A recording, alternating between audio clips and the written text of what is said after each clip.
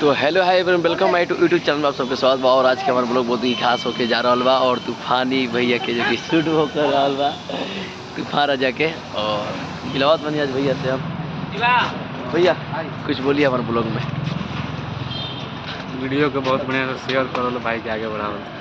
लो यार अभी हमने के भैया जो कि शूटिंग सेटअप और बहुत एकदम खतरनाक वीडियो लेके शूट हो तो बहुत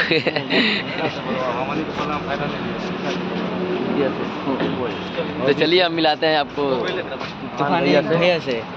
चलिए हम लोग ब्लॉग में आ गए। बोलिए हमारे ब्लॉग में। साड़ी पहन कर अभी करक बनेगा ना आउट साड़ी पर बोलिए होली के ब्रांड में शूटिंग करत है जे होली के गाना भाई के आईडी बा जे लोग वीडियो देखा था हम लोग के आप सब लाइक कमेंट और शेयर जरूर कराओ।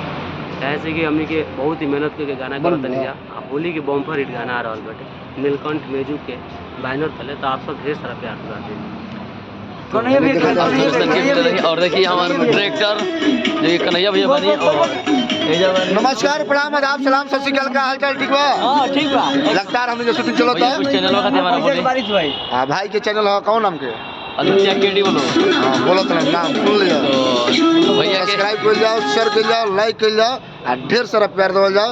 एक से एक वीडियो देख के मिली हमारी बहुत सुंदर हीरोइन बड़ी आज के डायरेक्टर में फौजी बड़ी इसका बोलेंगे क्या की रियल बना डायरेक्टर। तो गाइस आप सब देख सकते बानी कि बहुत ही दम काफ़ी दम तेजी से गाना शूटिंग हो गया और बहुत ही लगातार हमने शूट कर बने जा एजा बहुत ही दम तगड़ा जो कि तूफान भैया के और बहुत ही दम हिट गाना बा होली के सॉन्ग शूट होत बा। तो आप सबसे चाहम कि आप सब तन के हमारे ब्लॉग में बना रहे बहुत ही दम तगड़ा आप सबके बीच आई।